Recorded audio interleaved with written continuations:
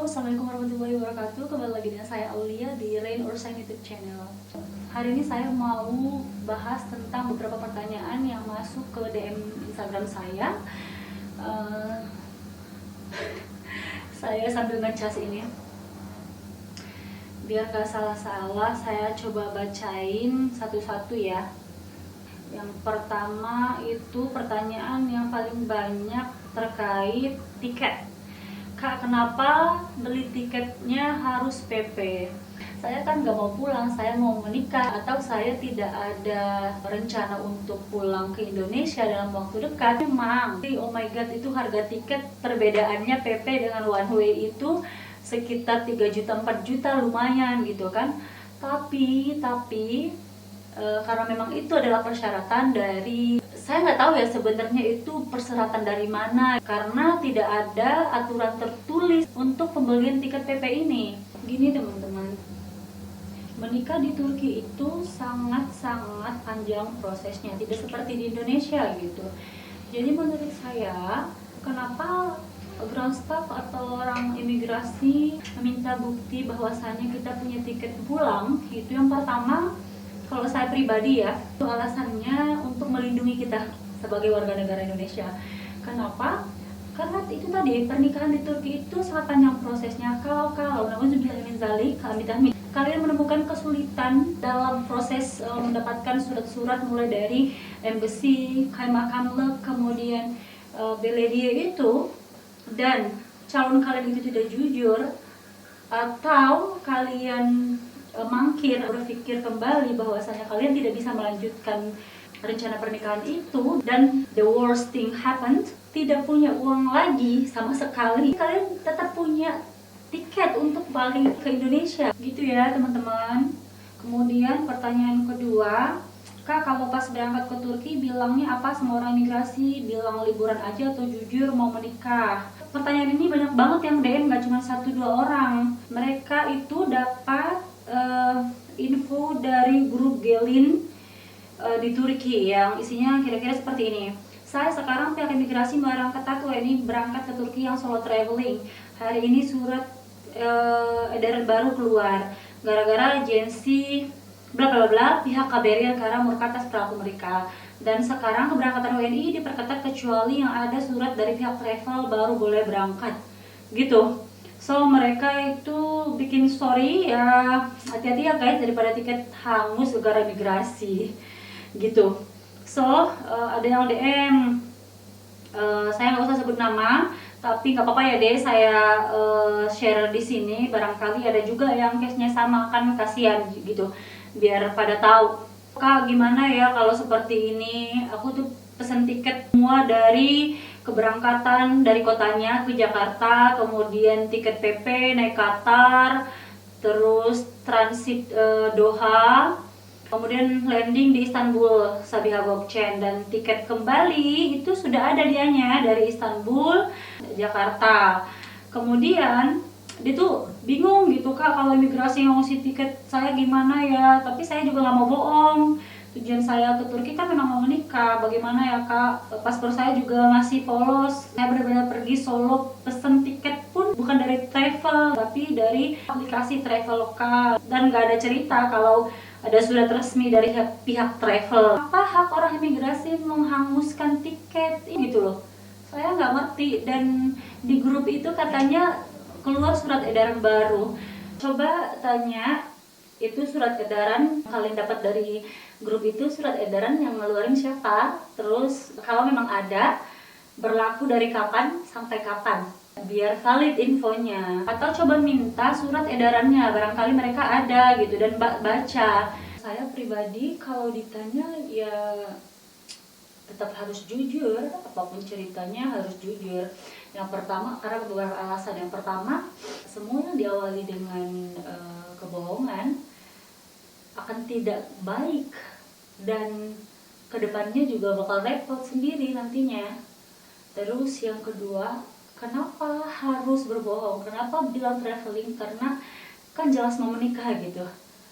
Kenapa katanya ribet? Sebenarnya itu nggak ribet. Orang imigrasi dan orang ground staff itu di check-in counter nanya itu memang menurut saya itu udah SOP-nya mereka. Mereka ada hak untuk mempertanyakan itu.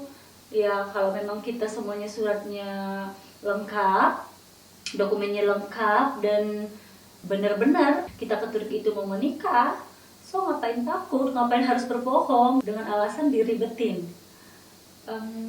Yang ketiga itu, ini pengalaman saya sendiri ya. Saya saksi mata dari mbak-mbak yang bakal menikah di Turki kemarin. Itu flight dari CGK ke IST. Dia itu selama flight masih nangis gitu, masih kayak aduh mbak gitu. Saya kasihan sebenarnya. Terus saya nanya kan, mbak kenapa berbohong? Kan katanya surat-suratnya semuanya ada. Soalnya kemarin itu saya dapat info dari Gelin yang di Turki, katanya jangan terlalu jujur, terus bilang aja mau traveling, soalnya nanti diribetin apa segala macam gitu. Terus kenapa diribetin mbak? Kan dokumennya udah lengkap toh, aku bilang gitu kan, aku tanya gitu kan. Kalau dokumennya semua lengkap ngapain takut? Saya bilang gitu. Semua dokumennya sah kan, maksudnya tidak ada yang dipalsukan. Ya ampun mbak, enggak lah mbak, dia ngomong kayak gitu. Ya maksud saya gini loh, kalau memang kita benar, surat kita itu sah, surat kita itu asli, semuanya tanpa ada yang direkayasa, kenapa harus takut? Bentar, saya cek dulu. Kebetulan saya masih pegang tiket karena saya suka lupa gitu taruh tiketnya, masih ada tiketnya di sini nih. Nih, pakai TK kemarin. Oke. CGK Istanbul. Saya di seat 36 kilo dan dia itu kalau nggak salah di Juliet. 36K dan 36J. Dia ngomongnya di pas check-in pada ground staff katanya mau traveling. Terus sama orang imigrasi itu saya nggak tahu, soalnya dia itu juga ceritanya kayak gimana ya, saya paham karena mungkin juga masih kesel, masih belum stabil emosinya karena barusan nangis 3 jam ditahan di imigrasi. Saya nggak nangkep betul apa yang membuat dia yang at the end mengaku ke Turki itu untuk menikah, yang sehingga membuat orang imigrasi itu makin banyak pertanyaannya kan, makin mengorek-ngorek sampai segala ngecek handphone mbaknya itu dan ngecek WA mbaknya dengan calonnya di Turki. Katanya gini, ini Askim ini siapa gitu. Oh my god, saya ngebayanginnya aja, ya Allah, nggak sanggup. Itu kan udah nggak sinkron jawabannya. Luggage-nya dia aja tuh yang tadinya udah check-in, udah harusnya udah ke kargo gitu loh, dikeluarin kembali tasnya. Repot kan. Nah kalau udah kayak gitu, yang tanggung jawab siapa? Kalian nggak bisa nyalain yang ngomong ke kalian kan, kalau kalian nggak, jangan terlalu jujur gitu kan, nggak bisa nyalain Gelin yang di sini. Dan saya ngomong kayak gini berdasarkan pengalaman saya sendiri. Pengalaman setiap orang kan beda-beda. So saya lebih menyarankan kalian untuk tanya hati kecil kalian. Kalian mau ikut yang mana? Kalian mau jujur aja bilang mau menikah atau mau traveling? Itu kan yang tahu kalian gitu. Kalau kalian ngerasa bahwa ngomong traveling ke sini itu aman gitu, ya monggo. Tapi kalau misalkan kalian pengen jujur aja dan kalian yakin insya Allah memang itu yang terbaik, itu Allah pasti bantu gitu, go ahead. Jangan karena kata mbak ini, karena kata mbak itu, karena mbak ini kata mbak itu, jangan. Kalian nggak bisa menyalahkan siapa-siapa nantinya kalau terjadi apa-apa. Tetap berhati-hati, tetap update info. Kalau bisa telepon embassy atau email gitu sebelum berangkat biar tidak terjadi hal-hal yang tidak diinginkan. Kemudian pertanyaan ketiga, ini pertanyaannya mengenai visa.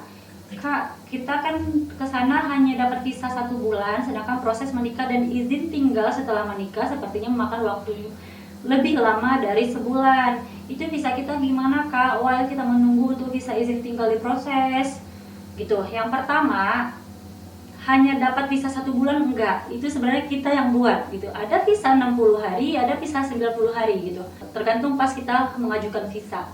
Yang kedua, memang benar begini, kalau misalkan mepet banget waktunya, visa kita cuma 1 bulan. Dari pengalaman saya, 1 minggu sebelum visa habis, saya sudah apply ikamet karena memang lagi COVID. Mereka juga tidak menerima walk-in. dan semuanya online, apply online. Kalau nggak salah ada 13 lembar, isi semuanya yang mandatory, dan itu yang akan menjadi jaminan kita. Jadi kita print ke 13 halamannya, itu saya bawa kemana-mana. So, setelah pengajuan dan sebelum kita mendapatkan ikamet itu pengganti visa kita. So, insya Allah kita aman di Turki sampai kita mendapatkan ikamet itu.